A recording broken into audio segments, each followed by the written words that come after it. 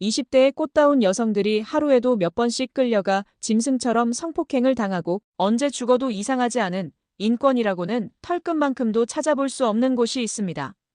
말 그대로 생지옥이라 불러도 이상하지 않은 이곳은 놀랍게도 우리가 있는 서울에서 200km 남짓 떨어져 있는 북한의 수용소입니다. 오늘의 사연자는 이 생지옥에서 빠져나와 자유대안의 품으로 탈북을 한 용기 있는 여성의 이야기입니다. 도대체 그 수용소에서는 무슨 일이 있었던 걸까요? 지금 빠르게 알아보도록 하겠습니다. 그 전에 잠깐 1초만 투자해서 구독, 좋아요 버튼을 꾹 눌러주시면 영상 제작에 큰 힘이 됩니다. 지금 바로 시작하겠습니다. 저는 평양국립출판사에서 외서검열과 일을 맡고 있었습니다. 32살의 정수미라는 이름으로 살아가고 있었죠. 매일 허용 목록에 있는 과학기술서를 번역하는 게 제 일이었어요. 러시아와 중국에서 온 기술서적들을 우리말로 옮기는 작업이었습니다. 지루하지만 안정적인 일이라고 생각했어요. 평양에서 태어나 자란 저에게는 그럭저럭 괜찮은 직장이었거든요. 출판사 건물은 대동강 근처에 있었어요. 매일 아침 7시에 출근해서 저녁 6시까지 일했습니다. 점심시간에는 동료들과 함께 식당에서 밥을 먹었어요. 평범한 일상이었죠. 그런데 어느 날 창고 맨 뒤편에서 이상한 박스를 발견했습니다. 봉인 스탬프가 찍혀 있는 금지된 책들이었어요. 호기심이 발동했습니다. 미국 독립선언 해설서와 영국 의회 민주주의사가 그 안에 숨어 있었거든요. 왜 이런 책들이 여기 있는지 궁금했어요. 아마 몰수품이었을 거예요. 누군가 몰래 가지고 있다가 발각되어 압수된 책들 말입니다. 처음엔 그냥 훑어보기만 했습니다. 하지만 읽으면 읽을수록 충격이었어요. 모든 인간은 평등하게 태어났다는 문장이 제 눈에 들어왔습니다. 정부는 국민의 동의로 만들어진다는 구절도 있었어요. 인민이 정부를 선택할 수 있다는 내용까지요. 이런 생각이 세상에 존재한다는 것 자체가 놀라웠습니다. 제가 지금까지 배워온 것과는 정반대였거든요.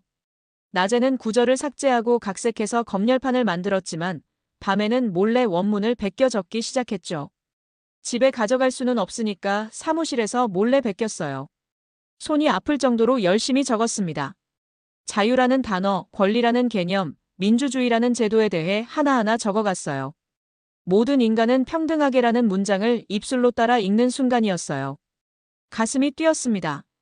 이 문장이 진짜라면 김일성 가문도 우리와 똑같은 사람이라는 뜻 아닌가요?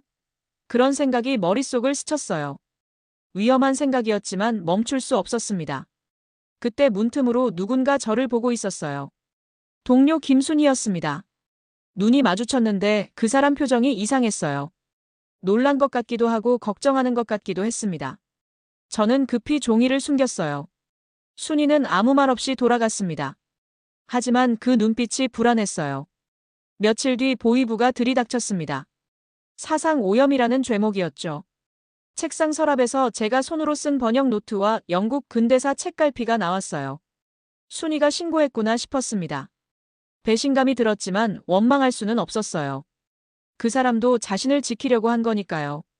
저뿐만 아니라 어머니와 막내 동생까지 연좌 조사에 묶였어요. 온 가족이 함께 끌려가는 거였습니다.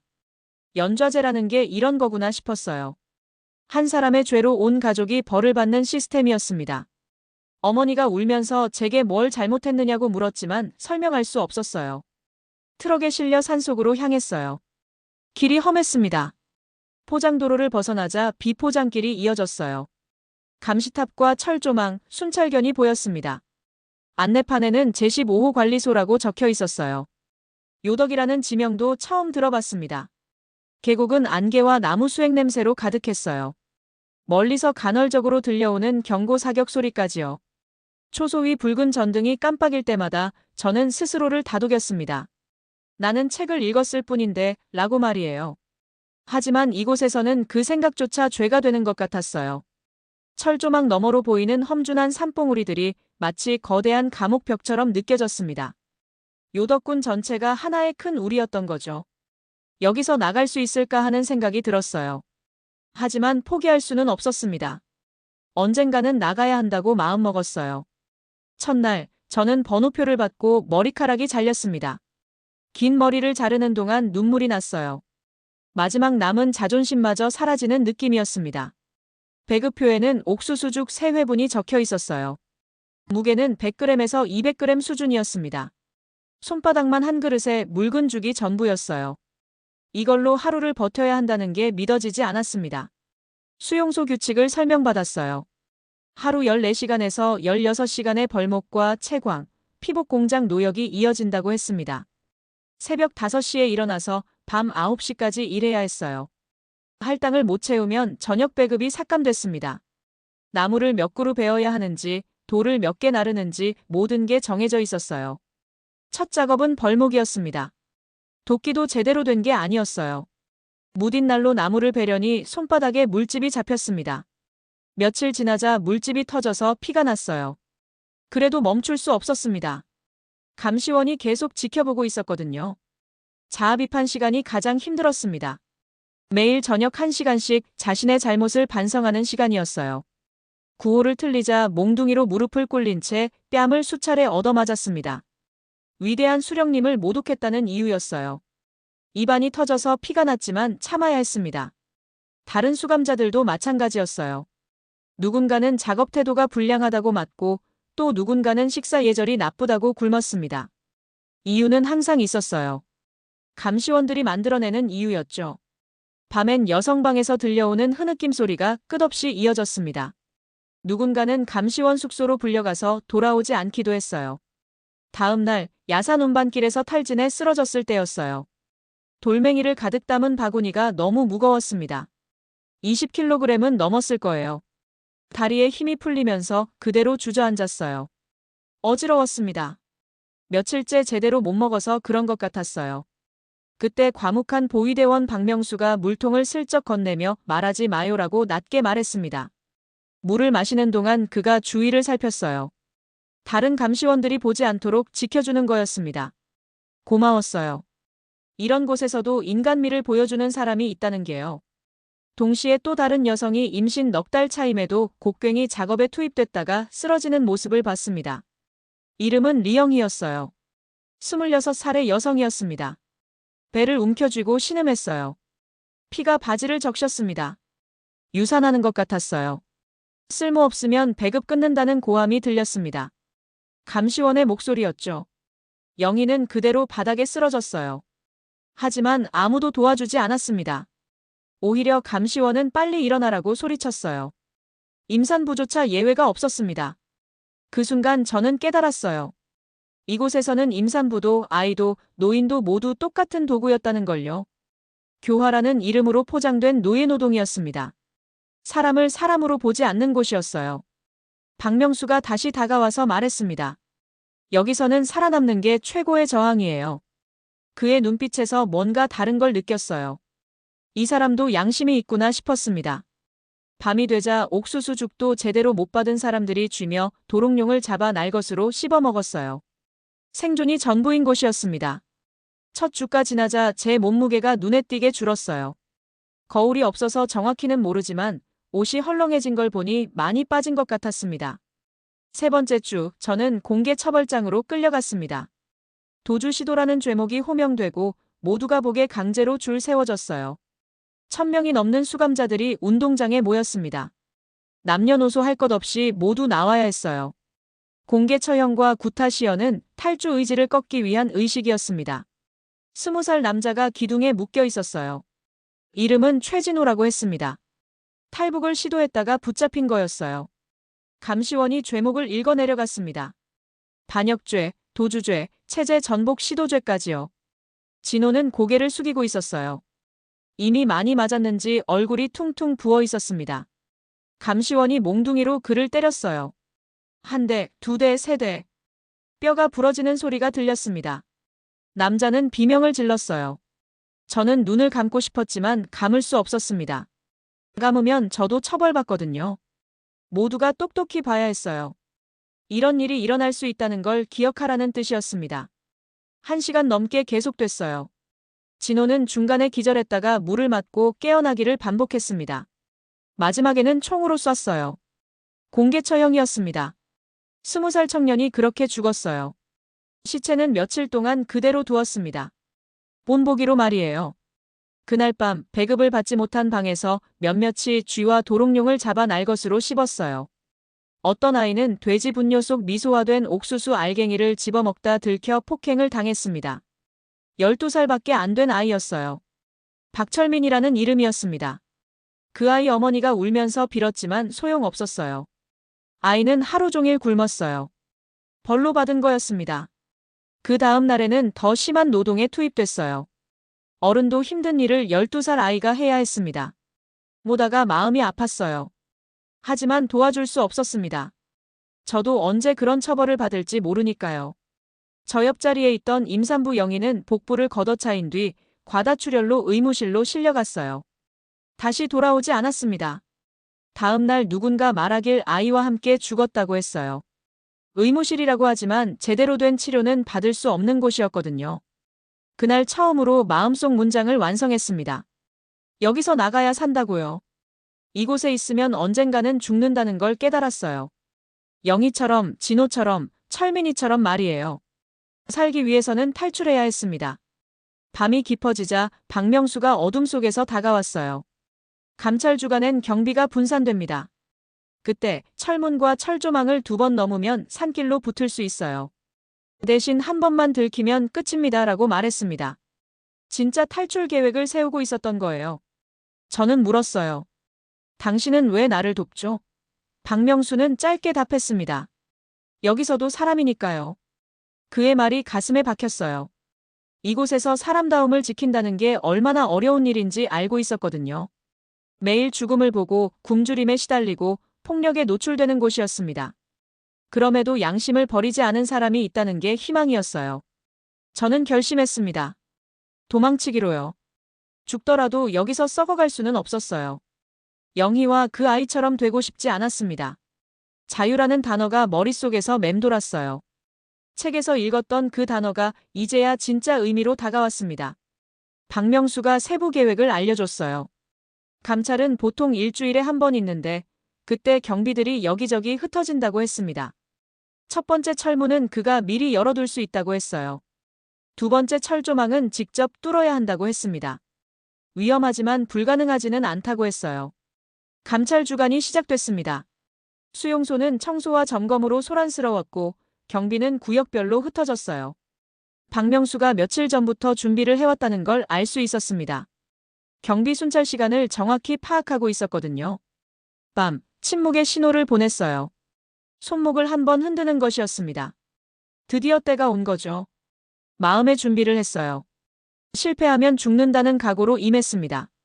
성공해도 중국까지 가는 길이 험할 거라는 걸 알고 있었어요. 하지만 여기 있는 것보다는 나았습니다. 적어도 희망이라도 있으니까요. 첫 철문은 열쇠 교체 시간대를 틈타 미세하게 벌려뒀다고 했어요. 박명수가 보위대원 신분을 이용한 거였습니다. 저는 맨발로 질주했어요. 신발 소리가 날까봐 벗었거든요. 발바닥이 자갈에 찢겨 피가 번졌어요. 아팠지만 참았습니다. 아드레날린이 솟아서 그런지 아픔도 잘 느껴지지 않았어요. 순찰등이 휙 스치자 박명수가 일부러 큰 소리를 내며 다른 초소원을 불러 세웠어요. 거기 뭐 하는가? 하는 소리가 들렸습니다. 주의를 딴 데로 돌리는 거였어요. 그 틈에 저는 두 번째 철망의 철사를 밀어 비집고 통과했습니다. 손바닥이 찢어졌지만 계속 밀었어요. 철조망이 생각보다 두꺼웠어요. 몇 겹으로 되어 있었습니다. 한 겹 뚫는데도 시간이 오래 걸렸어요. 손에서 피가 계속 났지만 멈출 수 없었습니다. 뒤에서 경고 사격이 들렸어요. 탕! 탕! 소리가 산에 메아리 쳤습니다. 뛰어! 박명수의 목소리였어요. 그의 어깨가 스치상을 입는 게 보였습니다. 총알이 스쳐간 거였어요. 피가 나고 있었지만 그는 계속 뛰었습니다. 저도 따라 뛰었어요. 숨이 막혔지만 멈출 수 없었습니다. 둘은 침엽수림 아래에 몸을 숨기고 숨을 골랐어요. 심장이 터질 것 같았습니다. 박명수가 어깨를 부여잡고 신음했어요. 피가 많이 나고 있었습니다. 괜찮으세요? 물었더니 고개를 끄덕였어요. 죽지는 않을 것 같다고 했습니다. 이제부터는 내 연락책을 찾아야 합니다. 강으로 가려면 사흘이 걸려요라고 말했습니다. 미리 준비해둔 탈출 경로가 있었던 거예요. 박명수는 단순한 보위대원이 아니었습니다. 이미 탈출을 계획하고 있던 사람이었어요. 작은 손전등 불빛이 꺼지는 장면에서 저는 살아서 나간다는 말을 스스로에게 수십 번 되뇌었어요. 살아서 나간다, 살아서 나간다. 마치 주문처럼 반복했습니다. 박명수가 말했어요. 지금부터는 절대 뒤돌아보지 마세요. 앞만 보고 가는 겁니다. 산길은 험했어요. 가시덤불이 옷을 찢었고 돌멩이가 발을 찔렀습니다. 하지만 자유를 향해 가고 있다는 생각에 견딜 수 있었어요. 몇 시간을 걸었을까요? 동이 트기 시작했습니다. 박명수가 동굴을 찾았어요. 여기서 하루 숨어 있어야 합니다. 동굴 안은 춥고 축축했어요. 박명수의 상처가 더 심해진 것 같았습니다. 제가 옷을 찢어서 지혈해드렸어요. 고맙습니다. 박명수가 말했습니다. 저도 고맙다고 했어요. 당신 덕분에 여기까지 왔다고요. 그는 웃었습니다. 아직 갈 길이 멀다면서요. 저는 생각했어요. 요덕에서 나왔다는 것만으로도 기적이었습니다. 그 지옥 같은 곳에서 벗어났다는 것이요. 하지만 진짜 자유는 아직 멀었어요. 중국까지 가야 하고 거기서 또 한국까지 가야 했습니다. 긴 여행의 시작이었죠. 이틀을 더 걸어서 국경지대에 도착했습니다. 박명수의 연락책인 최백준을 만났어요. 50대 남자였는데 의심 많은 눈으로 저희를 훑어봤습니다. 요덕에서 왔다고 하니까 더 의심했어요. 살아서 나올 수 있는 곳이 아니라고 알고 있었거든요. 미쳤구먼 하면서도 작은 현물과 신세를 받고 길을 알려줬어요. 두만강은 생각보다 넓었습니다. 100m는 좋게 되어 보였어요. 물살도 세 보였고요. 최백준이 경고했습니다. 지금이 3월인데 강물이 아직 얼음처럼 차다고요. 달이 밝은 밤이었어요.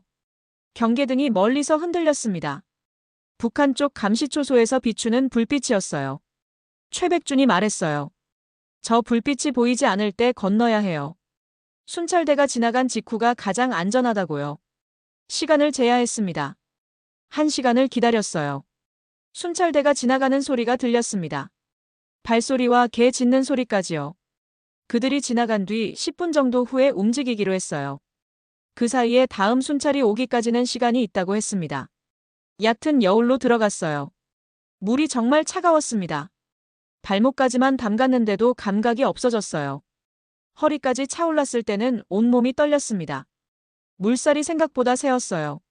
중간 지점에서 얼음 껍질이 깨지며 무릎까지 빠졌습니다. 숨이 턱 막혔어요. 너무 차가워서 호흡이 안 됐습니다.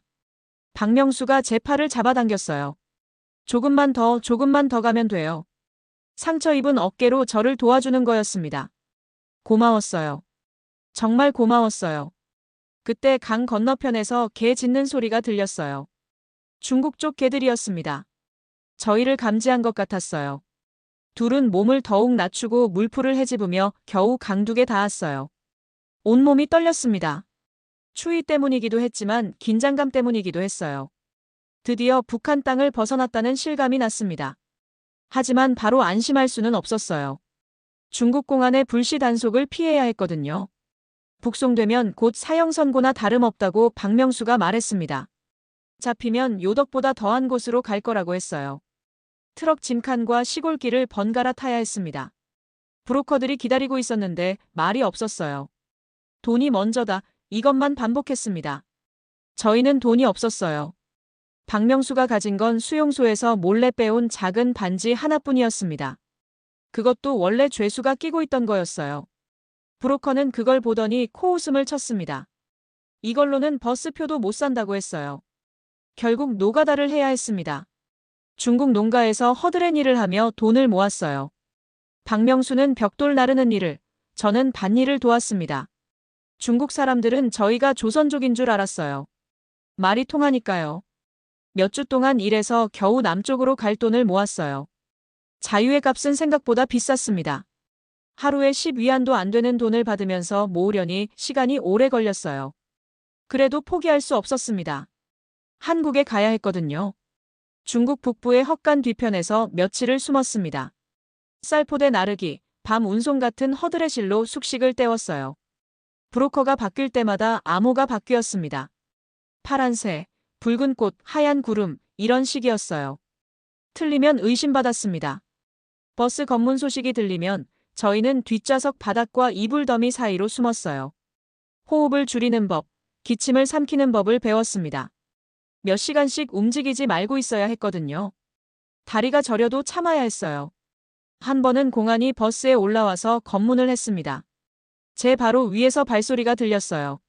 심장이 멎는 줄 알았습니다. 공안이 짐을 뒤지는 소리도 들렸어요. 하지만 다행히 저희가 숨은 곳까지는 오지 않았습니다. 브로커가 미리 돈을 줬나 봐요. 부패한 공안들이 많다고 들었거든요. 남부로 내려갈수록 더 위험했어요. 정글과 강 국경선이 기다리고 있었습니다. 저는 독충에 물려 열이 올랐어요. 몸 여기저기가 부어올랐습니다. 박명수의 어깨 상처는 골마갔어요. 제대로 된 치료를 받을 수 없었거든요. 브로커는 조용히 해, 지금 들키면 다 죽어라고만 했습니다. 길이 험할수록 브로커 비용은 더 올랐어요. 산 하나 넘을 때마다 돈을 더 내야 했어요. 저희가 가진 돈으로는 부족했습니다. 결국 빚을 지고 가기로 했어요. 나중에 한국 가서 갚겠다고 약속했습니다. 브로커는 못 믿겠다는 표정이었지만 어쨌든 데려가 주기로 했어요.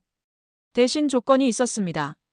중간에 도망가면 가족을 찾아서 죽이겠다고 했어요. 무서웠지만 어쩔 수 없었습니다. 작은 보트가 강 위에 미끄러질 때 저는 밤하늘에 속삭였어요. 나는 책을 읽었다. 그래서 도망친다. 그래서 살아간다고요. 별이 유난히 밝았습니다. 자유의 별빛 같았어요. 박명수가 말했습니다. 거의 다 왔어요. 조금만 더 버티면 됩니다. 태국 국경이 보였어요. 마지막 강을 건너야 했습니다. 물이 깊어서 헤엄을 쳐야 했어요. 저는 수영을 잘 못했습니다. 박명수가 제 팔을 잡고 함께 헤엄쳤어요. 상처 입은 어깨로 저를 도와준 거였습니다. 드디어 태국 땅에 발을 디뎠습니다. 자유의 땅이었어요. 하지만 아직 끝이 아니었습니다. 한국까지 가야 했거든요. 그래도 이제는 죽지 않을 거라는 확신이 들었어요. 살 수 있다는 희망이 보였습니다. 박명수와 저는 서로를 보며 웃었어요. 해냈다는 기쁨이었습니다. 태국에서 자진 보호 요청 후 절차를 거쳐 비행기에 올랐습니다. 이륙음에 제 손이 떨렸어요. 정말로 한국에 가는 거구나 싶었습니다. 창밖으로 보이는 구름이 신기했어요. 하늘 위에서 보는 세상은 달랐습니다. 착륙 후 인천공항 유리바닥의 반사광, 질서정연한 줄 미소로 안내하는 직원들을 봤어요. 북한과는 완전히 다른 세상이었습니다. 사람들이 자유롭게 다니고 있었어요. 웃으면서 대화하는 모습도 보였습니다. 요덕에서는 상상할 수 없는 광경이었어요. 조사실에서도 쉬었다 하시겠어요? 라는 배려가 먼저 나왔어요. 저는 그 말 한마디에 울컥했습니다. 요덕에서는 상상할 수 없는 말이었거든요. 직원들이 친절했어요. 억지로 친절한 게 아니라 진짜 친절이었습니다. 사람을 사람으로 대해주는 거였어요. 조사도 강압적이지 않았습니다. 차근차근 설명해주면서 물어봤어요. 하나원에서 스마트폰 사용, 지하철 환승, 편의점 계산, 은행 계좌 만들기를 배웠습니다. 모든 게 신기했어요. 카드 하나로 물건을 살 수 있다는 것, 기계에서 돈이 나온다는 것, 스마트폰으로 사람과 얘기할 수 있다는 것까지요. 마법 같았습니다. 가장 놀라운 건 인터넷이었어요. 세계 어디든 연결될 수 있다는 게 믿어지지 않았습니다. 정보를 자유롭게 검색할 수 있다는 것도요. 북한에서는 상상도 못할 일이었거든요. 유튜브에서 음악을 듣고 뉴스를 보고 사람들과 소통할 수 있었어요. 활동가 이소연이 찾아왔어요. 수미님, 한국에서 원문 그대로의 책을 읽어보시겠어요? 라고 물었습니다. 책장이 펼쳐지는 순간 저는 손등으로 눈물을 닦았어요. 삭제선 없는 문장들이 바로 그 자리에서 숨을 쉬고 있었습니다. 제가 요덕에서 베껴 적었던 그 문장들이 원래 그대로 있었어요.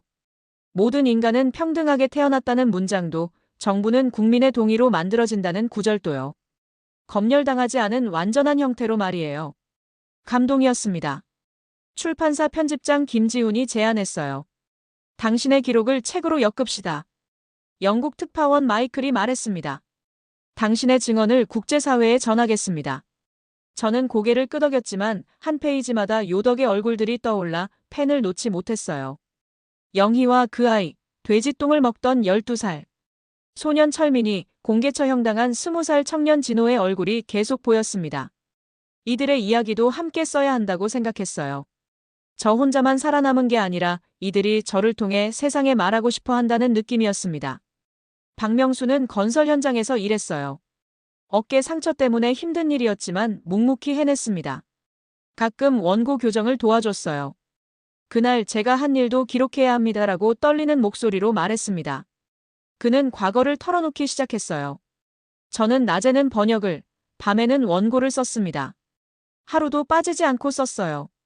한국어가 서툴러서 시간이 오래 걸렸지만 포기하지 않았습니다.